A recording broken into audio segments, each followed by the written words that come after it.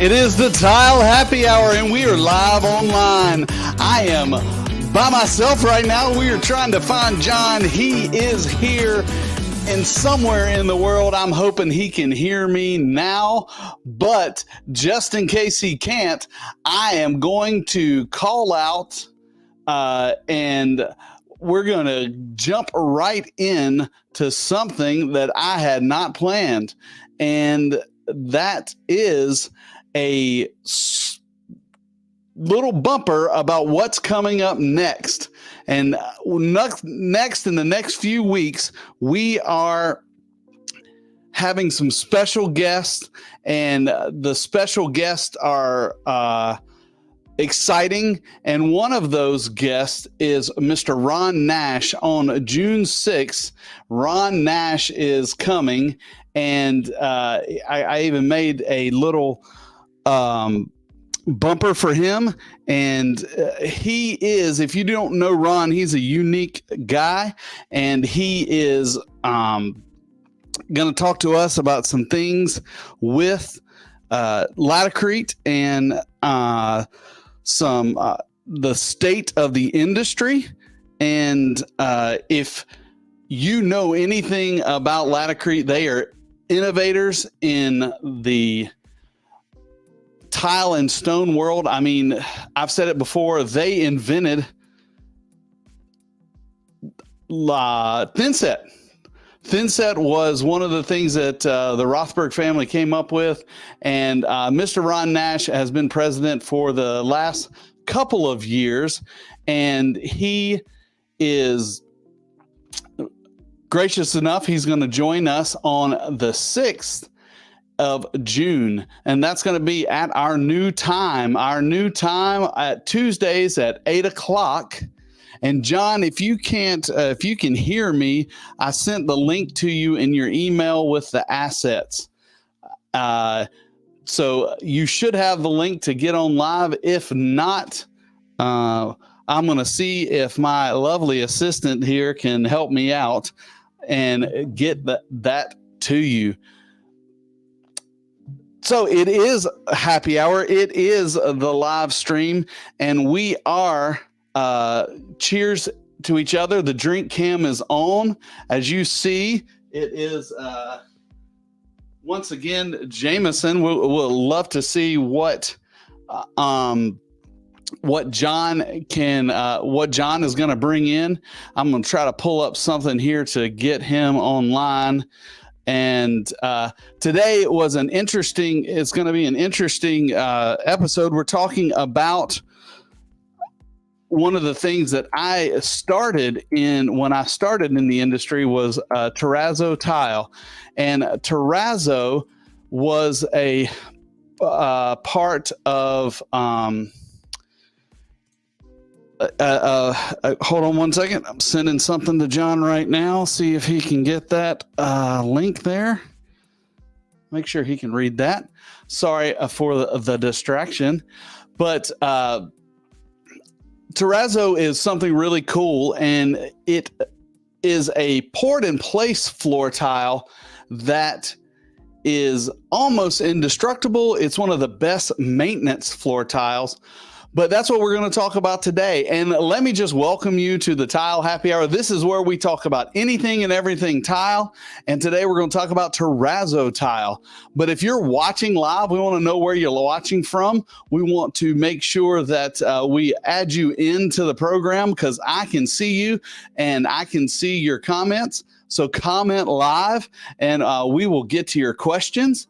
If you're watching on a playback, please leave us some feedback, leave us some comments, and we will make sure that we answer those comments. Today in the tile industry it's been pretty busy. I know that everybody is doing a bunch of different things, but as we started the summer, we decided to bump this to Tuesday nights, hoping that we could get more people to join us and talk about tile and the things that tile has done for the industry and for us as and also doesn't interrupt our Friday nights date nights, and Friday nights I'm headed to the beach nights. So Tuesday night, the drink cam is active. Let me know what you want to talk about. And as we jump into the topic, and let's talk about the history of Terrazzo. Terrazzo, if you're not familiar with the old world Terrazzo, you probably haven't been into many government buildings that were built in the 60s and 70s and on up to today. But Terrazzo was a process that was created in the first century. And in the first century, we got to the innovators came up with the idea that slurry and cement and marble chips could be put together on a floor. And the greatest thing about those things is that they're almost indestructible. They last forever. That's why they're in some of the most widely traveled commercial buildings, because of the maintenance advantages of them. And it wasn't but a few years ago that they decided to make them into tile. So they pre-made them into tile. And now we're going to bring John in to tell us what he knows about Terrazzo tile. John, hey, what's happening? How's it going, Good to see you. Same here. So I was just in the back making some Terrazzo tile. And that's what I figured. You were making Terrazzo tile. It is Eastern Daylight Standard. Yes. Time. I don't know what that means. And Tom got away from us this afternoon, and we didn't get to our sound check. I apologize for that, but I'm glad you made it safely. I know you were in the city today. Yes. And from what I hear, in the city, you can have a 2-hour car chase. Running away from photographers. I'm sure that's exactly what happened with you. It's exactly what happened. But now you're here, and I've introduced the show. I introduced my drink, even though I didn't have a drink. But now that you're here, cheers, John. That is awesome. You just drink from the bottle. It's okay. This is what I got to go with right now. Yeah, it's been a wild day here in New York City, and I'm glad to be here. Great to see you, Craig. I love Terrazzo. What's cool about Terrazzo is that it just has such history in the world, right? And it's being used all over. It's been used for centuries, and the origin of it is so cool. I mean, even from the simplest, crudest facts of just kind of like scraps of stone and marble put together and made into flooring of some sort, and can be done in, big areas and just kind of spread out. And sometimes they put dividers of some material like a metal, but back then it was just a way of paving floors, was using stone, a lot of times left over from quarries, and it's evolved to the point where we have tiles of terrazzo, we have slabs of terrazzo, and now we have some awesome porcelain tiles that look just like terrazzo. Really nice. What do you think the purpose of that is? I know we have actual terrazzo tiles, and then has the terrazzo design gotten so popular that the porcelain manufacturers just said, hey, let's jump on board with this? Well, it's kind of like the marble looks, right? So back in 70s, 80s, anyone who was doing a really nice bathroom, let's say in a residential area or a commercial application, if you really wanted to do something elegant, it had to be natural marble, right? It was always natural. And then they came up with being able to make tile, be it ceramic, and then later on porcelain, to look like marble. But when it first came out, it just was hokey looking. It really wasn't authentic looking. So it really didn't take off. Yeah. Now with the technologies, this printing technology, so to speak, on tile, you can make it look really natural. Sometimes even different like finishes on the surface, and they can make terrazzo look in porcelain tile that looks so authentic you wouldn't really know that it wasn't a terrazzo tile. So because of that, there's been a big resurgence because sometimes terrazzo is off the table for many reasons: cost, thickness, maintenance, availability, competence, right? I mean, real That's terrazzo. the biggest thing, yeah, it's true. I don't know, in North Carolina, where you're at, do you have Mhm. you guys have many diners there, like typical diners? No, only kitschy stuff. Nothing authentic like you guys have. And I think Terrazzo was making a comeback on some of those smaller venues. The first I heard of a grocery store doing it recently. Back in the day they used to do it all the time, but Publix, which is a Florida-based grocery Oh. store, all of the Publix are cement Terrazzo. Really? And, yep. And That's pretty what's cool. it's crazy. Publix is a pretty big company, but and cement Terrazzo is not as easy to work with. There's a toss up between cement and epoxy, but it has some. You got to be a real craftsman to be able to use that. And the crazy thing about, and if I got these numbers wrong, I'm sure somebody will let me know in the comments. But if to get a Publix contract, you had to commit to the cement Terrazzo, commit to the moisture mitigation, and commit to a 2-week time period. And those are, I think they're 20,000 square feet. Right. So you have 10 working days to do it. And the company I used to work for, they got a couple of those contracts, and it was day and night. And because when you're doing, and this is a disadvantage, when you're doing traditional Terrazzo, you really shut down the whole area. No other trades can work. There's nothing in that area, and until you're finished and it's covered up, and then you give it back to the general contractor. Yeah. So the reason I mentioned diners, and it feeds into what you were saying, New York, New Jersey, Pennsylvania, I don't know about the rest of the country, but those areas kind of like, the central area where diners were built, and traditional diners, and every diner had many things that were very, very similar to each other. Very similar, like layouts, the counter, the stools, the booths, a lot of things, the menus, the booths. How do you say booths? Booths. That's hard. Booths? No, plural. Come on, add an S. Booths. Let's see if you can. Yeah, you sound stupid too. Boots. Those you wear on your feet. Yeah. Boots. So, but the floors of diner, it's like, it was so typical. Like if you could blindfold somebody in the New York area and like bring them into a building and look down, and you see Terrazzo with every 24, 30 inches, or maybe bigger, big areas with the brass divider, you would say, I'm in a diner. Like you would know you're in a diner. Let me guess. It's probably a white base with multicolored marble chips. Exactly. I mean, I could picture it now. There are a lot of diners that still have that, and it's just really a staple. And you had mentioned those kind of installation parameters that kind of make you want to say, why do I want to do Terrazzo? Right. Because, in a commercial application, there's timelines, there's trades, a lot happening. And if you could come in and you want the Terrazzo look, instead of doing a traditional Terrazzo, meaning, actually one solid piece, maybe you can buy Terrazzo tiles that are pre-made.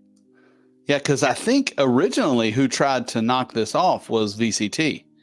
VCT came in with the white colored tile and the speckles, but you compare VCT's quality to Terrazzo, and there's no comparison. VCT has to be re-waxed, it has to be reinstalled. Now it is cheap, and like I think where you're headed is now you have a porcelain tile or a Terrazzo tile that mimics some of the good qualities of Terrazzo, but yet kind of saves on some of that cost. Also, some of the getting out of the way. Tile installation can be a little more forgiving. For access. So and I threw a couple of these in here. Does that look like your diner? Yeah. Well, the small aggregate, typically is somewhere in the middle there, right? As far as the aggregate size. So when you say Terrazzo, just like when you say a marble look, sometimes you don't mean real marble, sometimes you don't mean real Terrazzo. So there's basically 3 types of Terrazzos, right? There's the one solid, piece of meaning on the job. What do they call that? It's called poured in place. Poured in place. Yep, poured in place Terrazzo. Now, is it concrete? Like, walk me through how do you? I've never seen that done. Do they pour the cement down and then put the stones in it, or is it mixed together and then troweled on? It's job mixed and troweled on, and the two distinctions are there's cement terrazzo and epoxy terrazzo. Cement terrazzo is typically it was just your white and gray base. So you had a white and gray base, kind of like those pictures I just I stuck up there. Right. The cement would be the stuff that holds the rocks together, and then epoxy terrazzo. That's where things got really crazy, because then epoxy is just like paint. You can mix it to any color under the sun and come up with some really amazing designs, like these couple of things here. And they're job mix. So what happens in a commercial application is you have a designer that says, for instance, this is Fort Lauderdale Airport and Ronald Reagan Airport. For instance, I want the ocean blue. So you mix up the epoxy and you put the aggregate in it and you send it off and you get a recipe. So what happens is that recipe gets sent to the job site, and the guy's got, he's got his mixing barrel here, and he throws a scoop of this, a scoop of that, a scoop of this, a scoop of that, and pours it out. Now you got to think of how, I don't know how many square feet is either one of those airports, but they're tens of thousands of square feet. How to get that color that consistent over all that takes skill and a lot of work. And the basic process is, once the floor is prepped and ready, you put down your metal strips, which you talked about before, which traditionally there was just two types. It was zinc and brass. Now they use stainless steel and aluminum, but traditionally it was just zinc and brass. But what's the purpose of those? Aesthetics, or those are like expansion joints? They can be aesthetic, but they have to be there for movement. It is to give the system a place to move, and that way, when you put it just like a concrete joint, you want it to crack here. I put this here. I want it to crack here rather than cracking through. And I'm pointing at my screen, but cracking through my fancy leaf over there. So, but what you mean by crack is, obviously, if you can visualize, if there's like stress, you don't want the stress to show itself in the middle of a floor. So you're saying the stress kind of dissipates through the metal. Does it? Does anything? If there was a floor that didn't have the metal strips, and let's say right in the middle of the floor, it's going to crack because of environmental conditions, settling, whatever, hot, cold, temperature changes. Sure. Let's picture that same exact room, and let's picture the same exact square footage, same material, and now you have the metal, and all of a sudden there's this event that wants this stress. Does it find that joint, and then does anything happen noticeably to that joint, or it kind of just dissipates? Yes and no. It depends on how severe the movement is. But yes, what that joint does is it creates a weak point. And the movement's going to find the weak point, and the weak point's going to crack there. That's why we have cuts in our concrete and stuff like that. Most of the time. But what do you mean by it's going to crack there? Is it actually going to crack, or is it just it'll separate from the metal? So if you ever go into a large area, and you see those metal strips, sometimes if it's an older building, you'll see that there's a gap on one side or the other. And that wasn't the way it was originally. That wasn't the way it was originally, but that is just taking the movement and it's placing it in that spot. So the floor is not destroyed. It's like it did its job. Correct. And that can be fixed and patched. But if you don't put it in, I think, then you're at the luck of the draw of where that crack's going to end up. And that can make it a lot more difficult to fix. So question for you. You talked about the cement base, a cementitious base, usually a gray or a white. And then there's the aggregate. And then there's the, did you say epoxies, the base? Okay, so the epoxy base. And the reason you're bringing that in, one of the reasons you're bringing that in is to have the blue background, let's say, in that last picture. Yeah. Is there are there other benefits like strength and absorbency in the epoxy as opposed to the cementitious?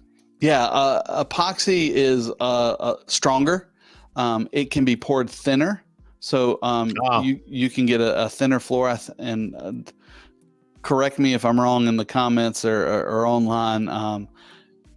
You can pour an epoxy terrazzo at 3/8 of an inch thick, and I think cement terrazzo has to be an inch or maybe an inch and a quarter. and cement of that type is weaker when it's thinner and stronger when it's Correct. thicker. Yeah, it's more brittle. But yeah, so you mix it up on site. You mix it up in your mixing barrel, and then you dump it on the floor and you trowel it with a trowel, kind of like you would do concrete, and you get Right. it flat, pack it in, and then you let it dry. And what's crazy is you let it dry and it looks like oatmeal. It looks Terrible. terrible.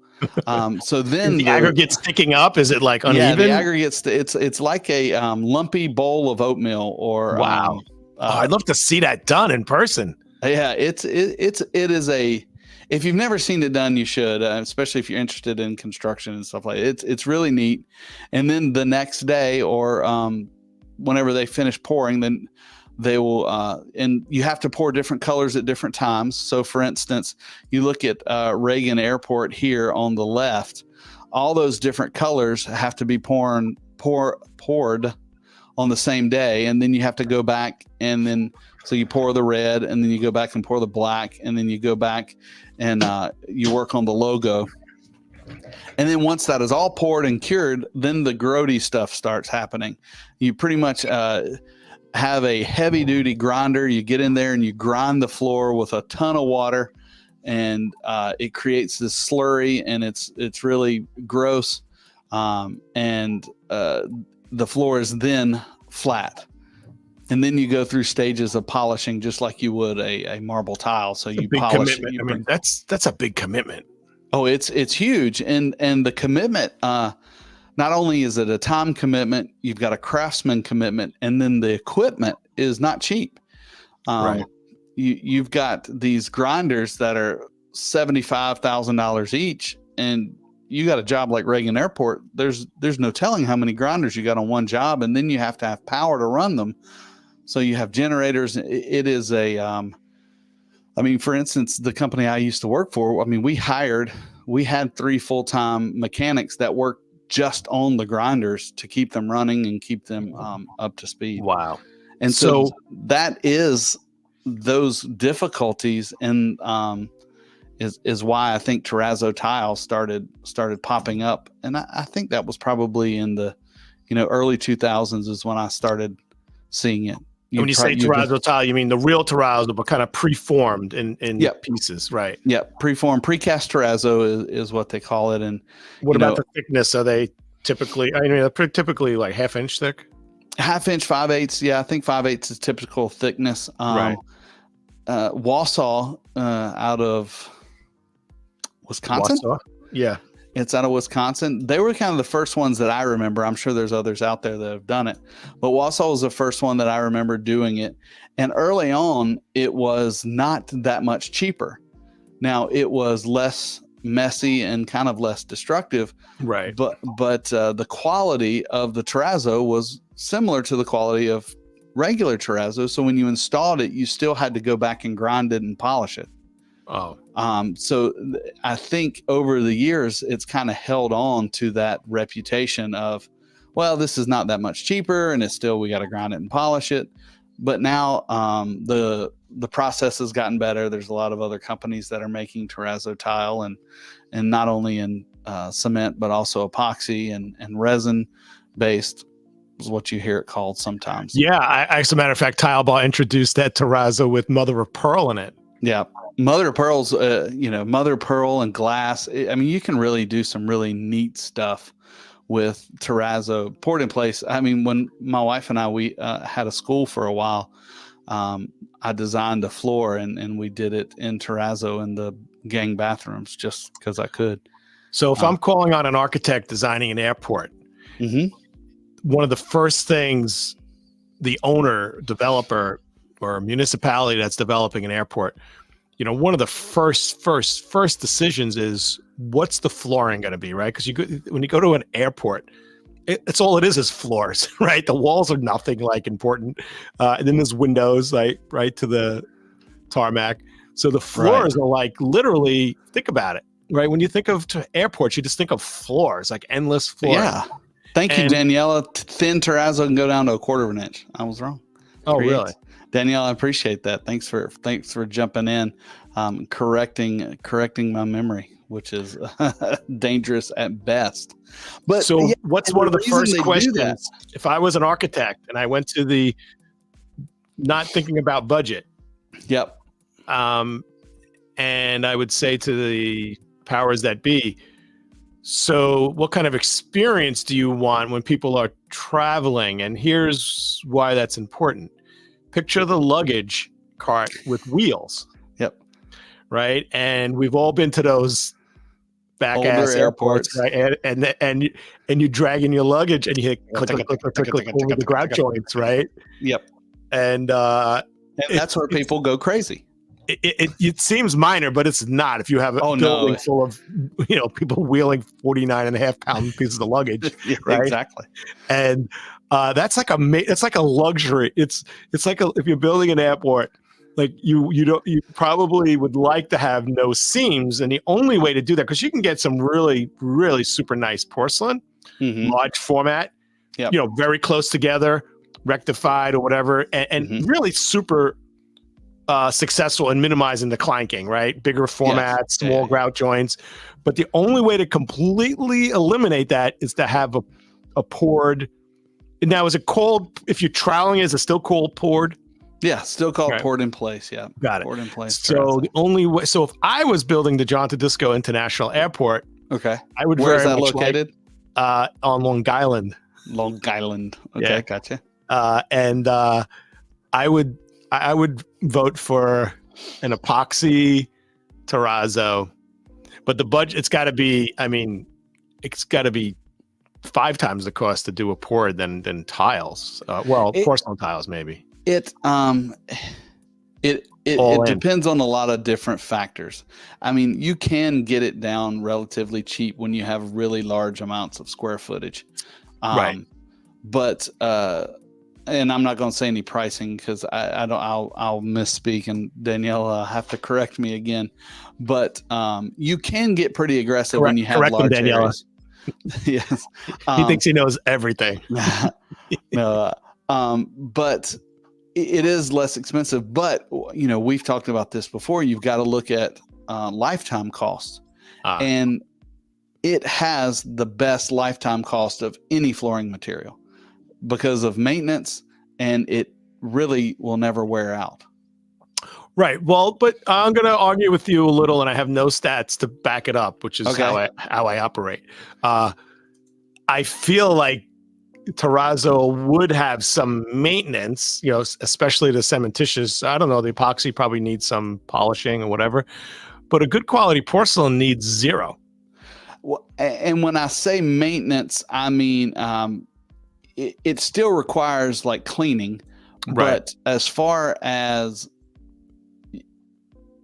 it's, you can't destroy it. Like, porcelain tile, if somebody with the wrong cart comes across it, you could damage it. But I would say that they're pretty close on maintenance, porcelain tile and terrazzo.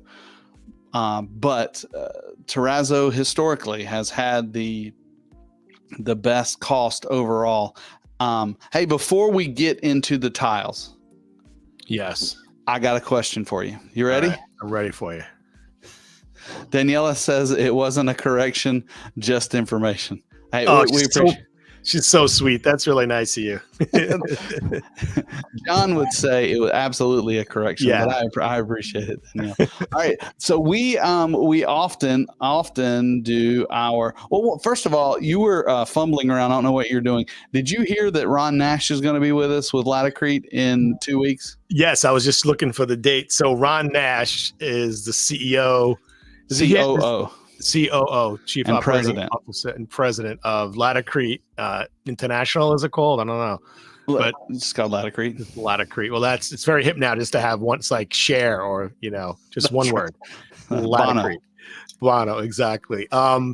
So your world evolves a lot around the setting materials, and Yes. I highly respect your experience and Yeah. knowledge of that industry and latticrete. I've been in the industry my entire life, and I've had that same level of reverence for a few companies in the industry, and they are definitely the one who's led the way in innovation, coming up with products. And Ron is a great guy. I'm looking forward to chatting with him. So we're gonna have Ron on June 8th, maybe 6th. June 6th. June 6th. Here, I even made a slide for you. Thanks for the cheat sheet. I appreciate it. Ron Nash, president. I could have used that like a minute ago, Yeah, well, I just wanted to see you fumble through it. All right, well, we'll move on because I covered that a little bit while you were getting squared away. I haven't tried this bumper yet, so we're going to try it. That was the wrong one. Last call. Let's do it. That's the wrong bumper. I guess that's the reason I haven't tried it yet. But I've got right here a question for you. All right. Just one? Hot off the press. Well, it's actually a two-part question. All right. But it's hot off the press. So, and I'm going to read it. I just got a call from an installer, one of my customers' jobs. He called and asked, should I soak the wabi-sabi tile in water before installing? Okay, so for those non-tile bar people out there, wabi-sabi. Now the word wabi-sabi is like irregular, is it? Or like I'm losing this Anonym? I don't know. I don't know what you're trying to say. Anonym? Anyway, so wabi-sabi is just the name of a ceramic tile. It's pretty much almost a red body, maybe a white medium body ceramic tile that's very porous in the back, not porous in the front, because wabi-sabi is glaze on the front. Correct. But if this was 1975, yes, we would soak it, because you'd probably be putting it in with like on cement, right? Just and it would the porosity of the ceramic tile would draw the moisture out of the concrete before it was able to bond, and it wouldn't stick. Nowadays, with the new technology in setting materials, you don't need to set. No, you don't need to set. You don't soak it in water. Right. You don't have to. It doesn't hurt anything, but you don't have to. Oh, I never knew that. But if you use an organic adhesive, you don't wet it, right? Oh, yeah. That would be bad. That would be bad. That would be bad. So, so wabi-sabi is a ceramic tile. You don't soak it. Nobody soaks it. But I remember when I was a lot younger, working for a tile mechanic in my teens. That was my job, because that's all I was qualified for. Was he had a big soaking the tile, 5-gallon drum, empty big plastic drum filled with water, and you literally took, at that time, the large format tiles, 8 inches by 8 inches, 8 inch by 8 inch, yeah, and you would stack them just picture a big vat of water, and you take tiles, you open up the boxes, and you put them in, and what do you see after you put it in? Probably bubbles. Yes, all of a sudden it's like fizzing. It's like you see all the moisture escaping from the tile, and then after, and I don't remember if it was overnight or it was a few hours. I don't remember the timeline. Do you know what the time would be? No. But it would, and then the tile guy would, then you'd have to take him out, and they're much heavier, and bring him to the installer, the professional installer. He's on his knees, his knee pads, and leveling the floor, ready to go.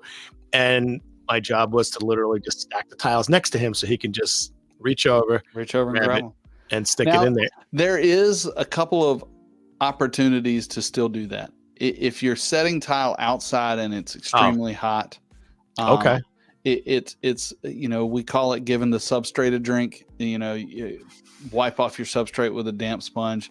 That kind of, if the heat is there, it can flash off some of the thin set, and so doing that in a tile, it doesn't hurt anything. And also, if you've got a situation like that where it's very porous and it's very hot, and you just maybe want a little bit more water in there. But what if it's not porous? It's a porcelain, but you want to bring the temperature down. Would that work too? It could, yeah. I mean, it could Yeah. bring the temperature down. It's not going to absorb in, or not much of it anyway. Right. Well, but there's a part two that and John, man, I need a Yes. little sound effect button. Ding, ding, ding. You got that part of the Rex correct. But the second part of his question was, can you give me some advice on a grout joint size? Listen to the whole question before you answer. He would like to utilize a 1/16 of an inch grout joint, but some of his crew is new and weary that spacers will not work in this tile because it's not rectified or micro beveled. What would your response be to that? Well, first get somebody experienced, but let's go to the other part of the question. So first place, wabi sabi is a wall tile. It's a ceramic wall Correct. tile. So you typically, it's sometimes a little more forgiving to put a smaller space on the wall, because if you have a little bit of lippage slightly, when you put a tile really close together, right? If there's a little lippage, it's not desirable, but if it's on the floor, you feel it, right? And I'm not even saying necessarily you would trip over it unless it's super bad. But so on the wall, I think a standard on a wall is, I mean, the smallest you can go, I would say, is like 16 to 3/32 of an inch, but it depends on the tile. It's not rectified because ceramic tiles are not rectified. Sometimes there's like a built-in like little spacer. There you go. Yeah.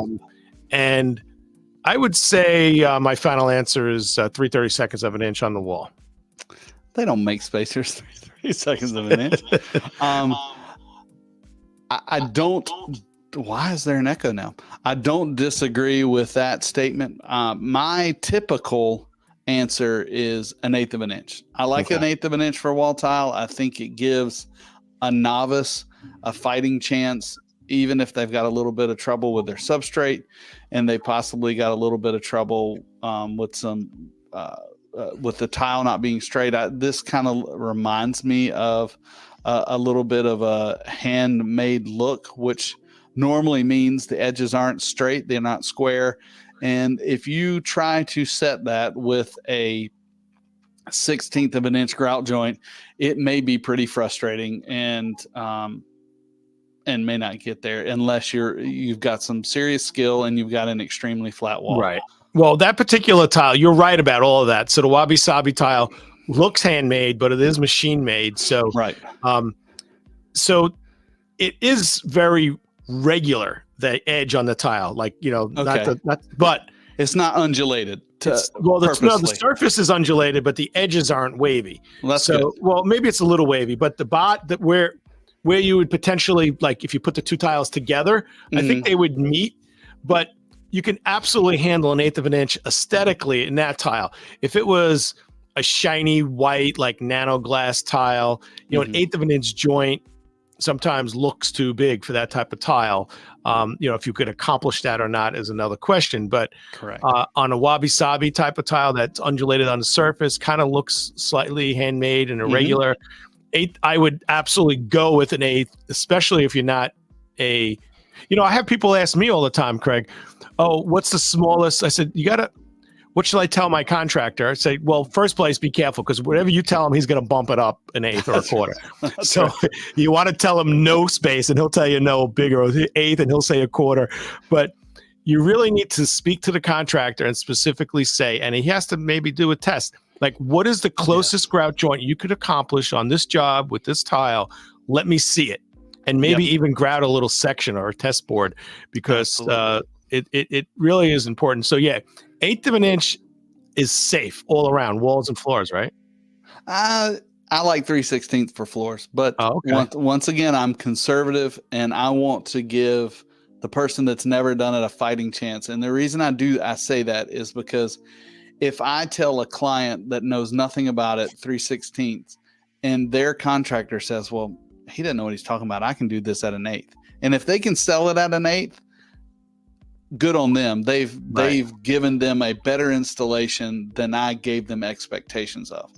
But on the opposite side, if I tell them a 1/16 and their contractor is not good with that and it looks terrible, then it's my fault. So Right. that's where I'm coming from, and you're absolutely 100% correct. A dry lay with the actual grout joint, and everybody putting their heads together and looking at it before a bucket of thin set is mixed up is the best way to stay out of an argument and sometimes out of court. Well, you know what the beauty of this is, when you're using the old-fashioned grout, let's call it, you needed to know that answer when you're placing your tile order. Right. Because the difference of 1/8 of an inch, smaller than 1/8 of an inch or bigger than 1/8 of an inch, changes the product you're buying for the grout. Correct. Yep. And we've all come across that on the job where somebody was anticipating it to be 1/8 or 1/4, and then they talk the contractor into smaller, and everyone's happy. But then they start grouting it with sanded grout, and now you have a fail because it's the wrong grout. And then the reverse is true. Yeah. Exactly. Yeah, and then the reverse is true. The homeowner or the building owner wants a really narrow joint. They buy grout, and they feel if I buy the unsanded grout, it will force my contractor to make a small joint. And then they've got a fat grout joint with no aggregate in it, which also looks terrible. Yeah, and fails, right? Cracks and crumbles. Yes, absolutely. So now, and we could talk to Ron about this, how he came up, but what's that super product they have? Well, their newer grout, couple of them, but their high performance grout is Permacolor, and Permacolor is rated for a 1/16 all the way up to a 1/2 inch. That's amazing. And that's just because of the aggregate size. They made the aggregate, they made it round. It's not like a rock anymore. And so that does, you're right, that gives the installer and the homeowner some flexibility to maybe make a change in the field for better, or for smaller or larger. Yeah, I really like that. I think that's the main reason I love the Permacolor, is because you really don't have to have that conversation at the tile store, because sometimes they don't even know who the contractor is, or they may know who the general contractor is. They don't know the tile guy, and they don't know necessarily the tolerances of that particular tile. I mean, I may know, but each tile has its own little nuance, and each installer has his own little skill and capabilities and limitations, right? And substrate means something too. That's true. If the substrate's all crapped up, you may need some extra room. Yeah. Well, let's get back to Terrazzo tiles, John. What's Terrazzo tile? Terrazzo tile. We talked a lot about poured-in-place terrazzo, and terrazzo tile is, and I've seen more of it nowadays than I've seen in the last probably 5 or 6 years. Seems like everybody has one. I did some research, so I'm gonna let you guess again. It's a guessing game. What do you think the terrazzo tile sales are in the United States for 2022? Just terrazzo tile sales. And do you mean real terrazzo or no? Not terrazzo tile. Tile meaning porcelain tile. I don't know. They don't really designate if it's porcelain tile or actual terrazzo tile, kind of like our Terrazzo of Italy collection. So I'm asking you these questions, and it sounds like I have like an idea, but I have no idea. So, so I want to fine tune my answer based on your response. It wouldn't make a difference in my reply. I was just curious. I have no clue. I would say I didn't either, but $200 million. No, that's not bad. That's not a bad guess, John. Yeah. 160 million. Let's go. Last year, it looks like they clocked in at 150 million, which, that's, I don't know what that is for the percentage in the floor. But what I thought was interesting is that in 2018, it was only 100 million. So in just 4 years, it's increased by what's that? I can't do that math in my head, but it's not doubled. 50% more. It's 50% more, right, in 2 years. So that part of our industry has increased pretty steadily and pretty exponentially over the last 4 years. You know what? When Tile Bar started bringing in porcelains that look like terrazzo, I think our first success with the terrazzo was, the real terrazzo, and still is real terrazzo tiles. Not we don't do poured Sure. jobs. We have slabs available, not stock, but we order them for projects in terrazzo, primarily from Italy. But I was really surprised when we had a terrazzo look at tile bar come out, and then like another one introduced, and then a hexagon in terrazzo, and I was like, this is way too much terrazzo. Are we gonna sell this stuff? Yeah. But we are, and like we're selling out of the stuff every day. It's amazing. It really is taking off, and I think it's well, I know it's timeless, right? Because we know the origins of it, right? That's right. 1 AD was the first documented. Oh, I must have missed that part of the show. You missed that part of the show. Yeah, it went back to 1 AD. It was, wow, that sounds like pretty close to the beginning. Yeah, I think that was pretty close to the beginning. Before then, it was dirt. Yeah. Wow. Yeah. First, it was like dirt here, and then rock there. It was like before Reese's peanut butter was made. Like peanut butter here, chocolate there, and it didn't. They had no relationship. Now they do. So now we talked about poured terrazzo. We talked about tiles, and in the poured form, the same way you could. Well, in the tile form, same way you can make tiles, you can make slabs. But that's really interesting because when they're making terrazzo tiles, are they making slabs and cutting them to 24 by 24, or are they, well, whatever's 18 by 18, or are they the molds that size? It depends. I think the way they used to do it, the way Wausau used to do it, is it was all molded. So it was poured in a mold, and it was made that way. Now I know that's how cement terrazzo was made. I know that different companies do it different ways. Right. And it just depends. And that was, I think, the reason why, when you have different molds, you've got all the edges are a little bit different, and every tile is a little bit different. I think if you pour it in a sheet and then cut it to size, I think that's where we are today, and the tolerances are a little better. Got it. All right. So now we're talking porcelain tiles that look like terrazzo. I've seen like 24 by 24 is like a real popular stock size for many tile companies. But of course, tile has gone like wild through the roof. They can make tile or porcelain in 5 foot by 10 foot slabs that look like anything, right? They look like, most of the times a big 5 foot by 10 foot porcelain thin slab is styled as marble like 9 out of 10 times, well, maybe not 9 out of 10 times anymore. But now they're making it look like concrete, making it look like terrazzo, making it look like leather, anything. So it's pretty amazing. Thanks for the math help, Rick. I appreciate that. As John said, where were you 5 minutes ago? Yeah, that was a tough one. Still a little flubbered from our opening today, but I mean,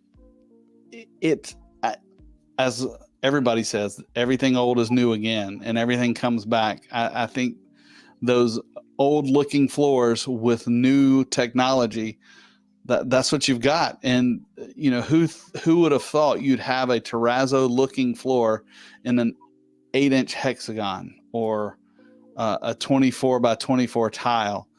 I haven't seen a terrazzo like 2 by 2 mosaic. That would be like weird, right? I haven't seen that either. I mean, they used to have one called granite, but it was just speckled. Well, now you're dating yourself like a Dow, unglazed or D137. I can't remember all the stupid numbers, but was that like the off-white with the black specks? Yep. D137. No, D137 was the I think it was the white with the gold. I can't remember. Gold flecking. Yeah. But that was never considered. Was that no? Was that considered terrazzo look? Did they ever call like a granite? I don't think so. Yeah. But kind of. I mean, you look at the evolution of those things back in the 70s and 80s. We'll go back to what I said earlier. VCT, when they came out with VCT, it always had that little fleck in it, which in my mind, they may not have thought that it was a terrazzo look, but yet that's what I relate it to. And you look at the early porcelains, the first generation porcelains, the Crossfield, where they're through body, and they all had a speck or something in them Right. And I don't know. Once again, I don't know if that was meant to look like terrazzo, but Yeah, those it were kind of definitely like has that feel. Yeah, it does have that feeling. I think they were kind of more like a granite look, even though granite, but it's when it's super fine grain, it's not terrazzo look, right? Because terrazzo is like has something a distinguishable, irregular aggregate look, right? Yeah. So I wouldn't think like the original like Fiandre type of, you know, unglazed porcelains with speckles that are uniform. But once you get the aggregate a little bigger than normal, and once you get the aggregate a little, and I mean aggregate look, a little irregular, then you could definitely call it terrazzo for sure. Yeah. I wonder where terrazzo's going. I mean, people are putting terrazzo floors. I haven't seen any applications I don't think I've seen applications with terrazzo tile or looking tile on the walls much, but I'm sure there are. The same way the wood, right? The wood porcelain planks. Yeah. You wouldn't, in a million years, you wouldn't think someone's going to put this on a wall, right? Now you see bathrooms like all the time. All the time where the wood grain to the point where that's peaked and not many people are doing it as much. I've seen some terrazzo countertops, especially down in Florida. You know, a lot of residential. You don't see it residentially much where I'm from. I don't know about where you're from. You have countertops in where you are? No, I mean, not here. I don't have them at home. We eat on the floor. Okay, that's what I was visualizing down in hillbilly land in North Carolina. In the flatlands. But down in Florida, they have a lot of homes that have terrazzo floors and, you know, terrazzo countertops. And Wausau has a whole different type of their business that has terrazzo outdoor furniture. Those, you know, you see them a lot at government buildings. Yeah, municipal buildings, right? They have like the planters and Yep. So I mean, they've been using it for stuff like that forever. I mean, it's kind of dated. I don't know that that's coming back. But so here's a trivia question for you: how do you spell Wausau? Wausau. All right, good. I've written several POs to them. Oh, okay. Okay. Never got to a Green Bay Packers game with them though. I hear they take customers there. They're Packer people, but you know that's okay. People. So what's since I'm asking you questions, sure. Okay, what's today's national day of? Oh, I don't know. Let's see. I bought this new thing on my wall over there. Can you see it? Right now it's showing the Dow Jones. Oh, cool. It actually scrolls the national day, but it's not going to now that I'm pointing at it. So I don't know what today is national day. National Taffy Day. And also National Lucky Penny Day. I'm not a taffy fan. Yeah, well, the dentists love it because it pulls your teeth out, your fillings out, right? Exactly. But taffy's big down at the coast. You know, saltwater taffy. I don't know what you make. I guess you make regular water taffy. I've never seen that advertised. I only ever. Well, where was taffy invented? Tapioca? I think there's somebody watching this show who knows that answer. We're gonna. I know for a fact somebody watching knows the answer. So if you know where taffy was invented, put it in the chat. Yeah, I think put it in the comments. Chat. Yeah, taffy. Yeah, it's an acquired thing. It's fun, but it's. I'm not a fan. I'm not a fan. And if wherever you're watching, Daniela, where are you watching from? Rick, you're probably driving, but if you want to tell us where you're watching from, thanks for being on Tuesday night with the Tile Happy Hour. It was almost a solo show since John got in his paparazzi car chase in New York City. Well, speaking of New York City, there's a really big event tomorrow in the city. Tell me about this event. Yeah, so Stacy Garcia, New York, in conjunction with Interior Design Society of New York City, is putting on an event called Design Drop 2024. It's sold out. And there are 3 sponsors, Chorus Seal, who makes commercial wall coverings, wallpaper, that Stacy Garcia designs lines for. Right. And then Libatex is a fabric company that Stacy Garcia designs for. It's actually a Stacy Garcia company.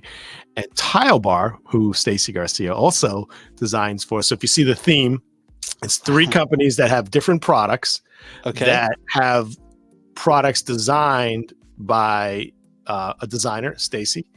And this event is kind of called Design Drop 2024. Of course, we're going to be launching it. Oh, you have the graphic. I'm impressed. So, but it's also part of, this is Design Week in New York City. Hundreds of thousands. One of the anchors of Design Week is the ICFF. Do you remember what the name of it? What ICFF stands for? We talked about it last show. You're not going to remember. I think I lost Craig. So International. Oh my God, I forgot. Contemporary Furniture Fair. So, hey, I think Craig's getting back at me now. So we lost Craig. There we go. Thank you. No, I'm here. I was trying to find the live stream picture, but I only found the other one. So. Oh, of what? Live stream of what? Yeah, where I made the one. Okay. Because did you mention that the happy hour will be live streaming part of the Design Drop tomorrow? I'm going to MC it for the audience out there in internet land. Because I'm gonna try to get in the show, but I don't know if it's gonna happen. Because you need press credentials. I need press credentials. I'm working on all that, but I'm gonna MC the show here, so you're gonna see part of it live. I don't know how much we're gonna be able to get. This is the first for the happy hour, right? We're doing a live. What is it called? Live event, right? A live event. This is. We're live. We're live now, but this event's going to be live, and I think there may be multiple cameras, people that may have cameras that we don't even know about. I'm not sure exactly what's going to happen, but regardless, we're going to have fun and try to promote the Design Drop. Yeah, it's going to be really great. So there's going to be a little more people involved because this show right now has 2 people. And I could tell you, based on how many people registered for the event, there's going to be an additional 175 people because we have 177 registered for this event. It's going to be a phenomenal event. It's at the Tile Bar Showroom, food, drink, signature cocktails, all that stuff. But the Design Drop is going to be presenting tile and wall coverings and fabric in kind of a fashion runway show. I'll be moderating the panel with Tracy Cluse from Corasil and Keith Baltimore from Baltimore Design Group, also on the board of IDS New York City, and of course Stacy herself. So this is a first. We're putting all the technology together. We'll see how it goes off. We're relying on a lot of things. No matter what, we're gonna have fun. That's number one. And if you can't make it to Manhattan tomorrow, to the Flatiron District, tune in here. It will. And if you're watching this on a playback and it's not tomorrow morning, you missed it. Yeah. Yeah. No, I'm really excited about this event. It just for so many reasons. It's really exciting to get that many. I looked at the registration list. I mean, some really high profile architects and designers coming in. Awesome. Industry leaders, vendors of products in the industry, including Corasil, Tile Bar, and Libatech. So it's going to be a really great event. Glad that you're emceeing. It's going to be fun. And hopefully we'll see all you out there. Really looking forward to it. So tomorrow, when we say tomorrow, we mean Wednesday, May 24th, if you're watching this on a playback, 2023. And hopefully if you have a ticket, you have the hottest ticket in town. There is a wait list now. So if you are in New York City, the registration link is idsmay24.eventbrite.com. So you can still get on the wait list because there are people, like I had somebody today, they said they registered twice and I had a ticket freed up and we realized that. So it's idsmay24.eventbrite.com and you can get on the wait list and maybe we can get you in. Awesome. So this has been really interesting. Terrazzo is cool. I'd love to see where Terrazzo, I don't know where else Terrazzo can go except the moon or Mars. Maybe Terrazzo with moon rocks. I would say that's probably a good idea. Maybe we got to talk to Elon Musk. Maybe he can bring us back some aggregate. Maybe Elon can join the Tile Happy Hour and let us know if we can get some moon rock terrazzo tile. Let's do it. Let's get on it. Well, this has been a really good discussion. Glad that we worked out the little technical glitch in the beginning. I got here live. Craig, thanks for getting things off the ground, and happy that tomorrow the happy hour, the tile happy hour, will continue. As everyone, I guess, knows by now, the happy hour's new time is Tuesdays at 8 p.m. Summer hours, and we hope that you join us live or you join us on a replay. So this is John Tedisco. I'd like to wish you a happy hour. And I just want to close it out. Sorry for the rough beginning, but we got going. Just enjoy, as always, talking about tile with my tile friends. And I hope that we all just continue to keep learning together. We'll see each other soon. Tune in tomorrow night for a live event here, and let's tile the world.